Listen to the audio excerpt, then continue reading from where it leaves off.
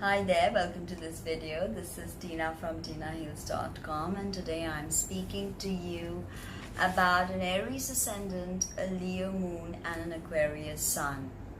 You have your ascendant in cardinal fire, ruled by Mars, the planet of war and strife and conflict.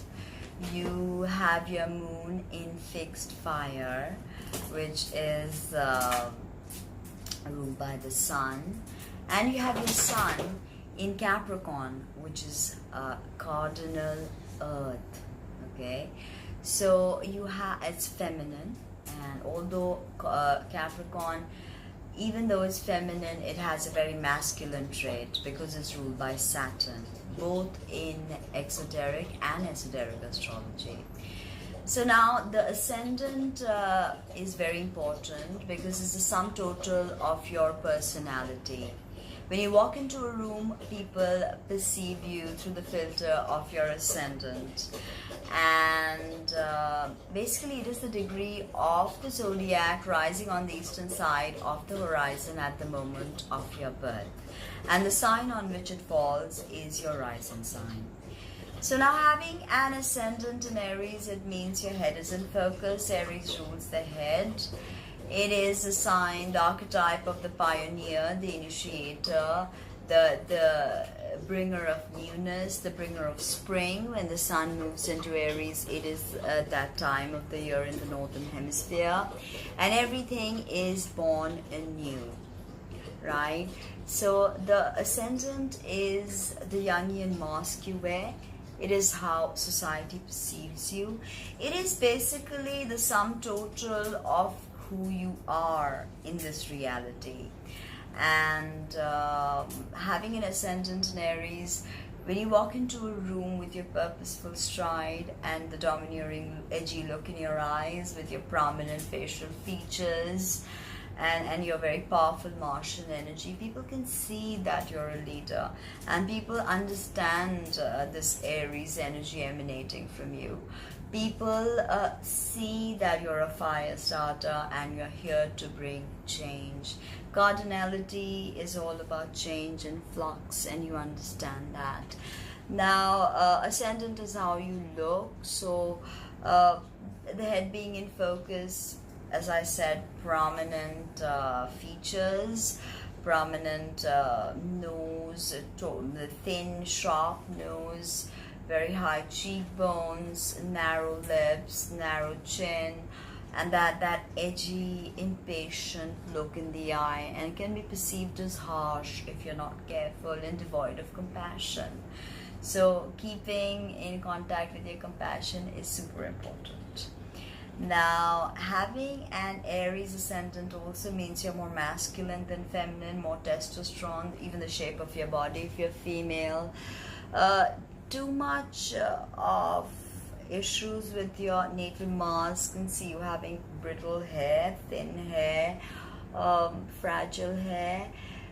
Too much fire burns it out. There can be issues with hypertension, high blood pressure, ENT. You could have glasses, teeth and gum could be very sensitive. Even if you don't have glasses, I mean, you probably love to throw on a pair of shades because, as I said, your eyes are very much, your face is very important to you, a huge part of your identity. You can have streaks in your hair. Aries ascendants tend to wear their hair short, but you have a Leo moon, so I'm not going to say anything. Maybe you do, maybe you don't. Definitely shorter than a normal,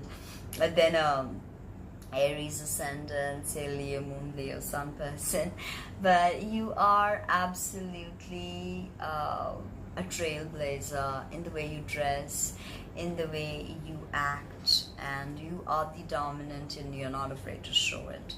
But complications to in your natal chart with your ascendant ruler of your 6th house, which is Virgo, and that is Mercury. You can see you have hypertension, as I said. You can be prone to anxiety and stress. Virgo rules the digestive system. So what you eat, you may not be able to digest, and you can develop migraines, classical migraines and the like if you're not careful. Now, during hard aspects to Mars, Be careful of impulsiveness, temperamental clashes, road rage, driving under the influence, fires, guns, heavy machinery. Be very mindful of all that.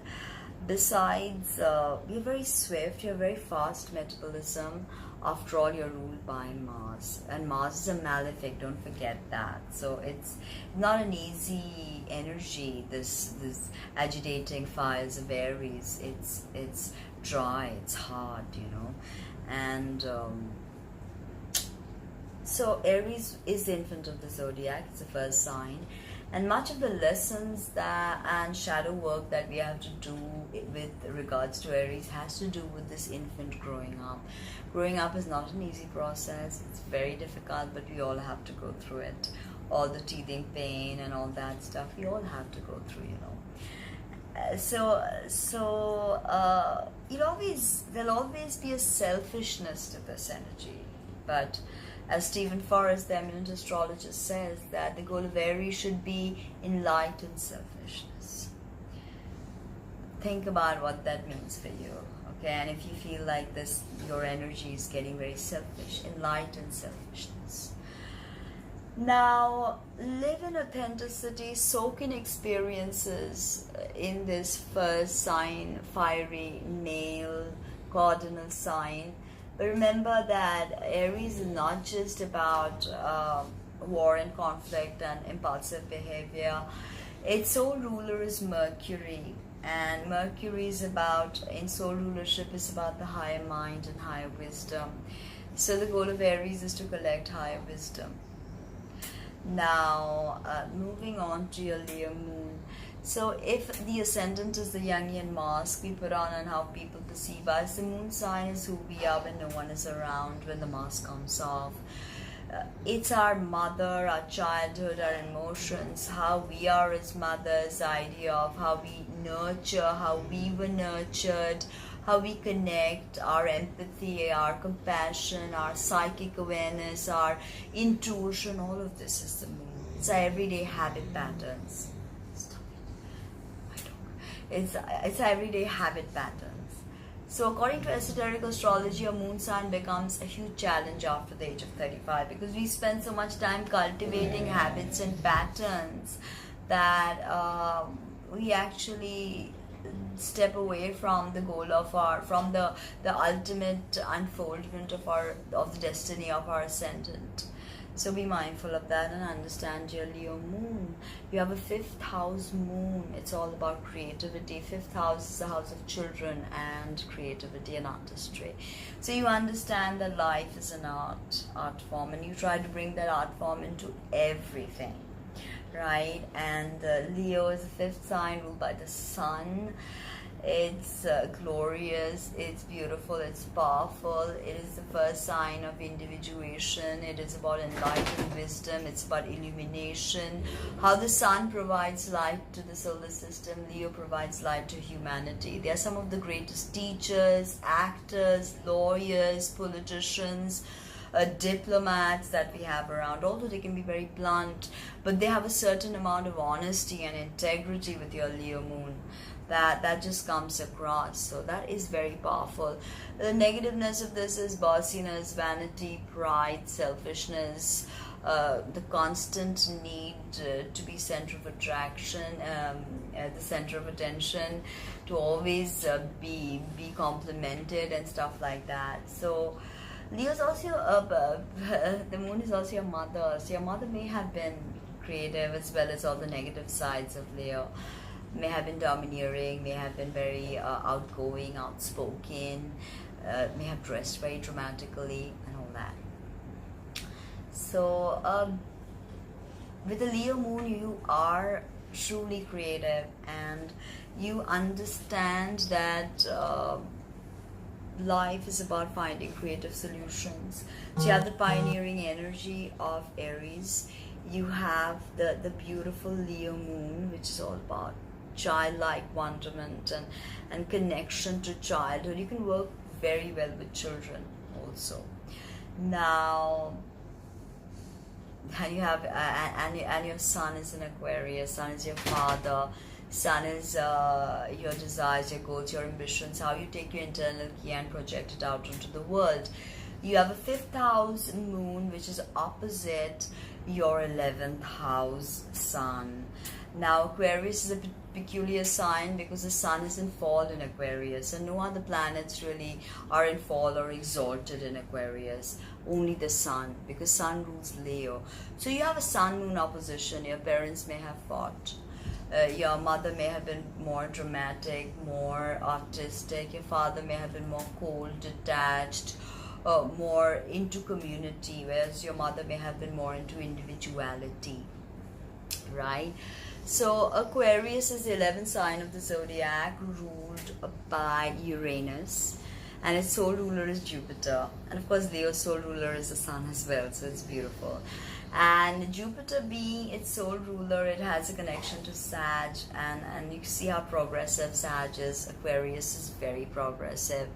So maybe a father was strange, iconoclastic, a misfit. Maybe he was an innovator. And Aquarius is all about community.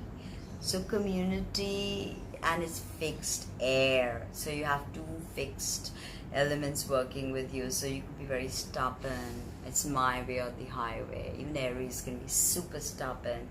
So much fire and air, grounding is very important. And Aquarius is actually a visionary, okay, a pioneer. And both Aquarius and Aries are visionaries and pioneers. So you have that energy going superbly for you. And you have the creativity of Leo. So you're definitely going to pioneer new things. Now it's also about innovation, Aquarius. So you can innovate something for the community, and you have this go-getter attitude of Aquarius, of Aries, and in a sense Aquarius is also a go-getter. Leo is also a go-getter. So you are completely a go-getter. But Aquarius is more complex. It is not extroverted, not introverted, and blend and mix of both, which makes it very interesting. Now, they have the ability to see oneness through all the differences, and that makes them some of the greatest creative visionaries. And with your Leo moon, you have that creative visionary power. You could be a painter, you could be an actor, you could be a lawyer, you could be anything. But think of detailing and completions. Although Aquarius will stay with something, but Aquarius is truly never integrated, although it's all about the community. It always stands at the fringe. So I hope you like that. Leave me a comment below. Subscribe, share, and visit my website www.tinahis.com.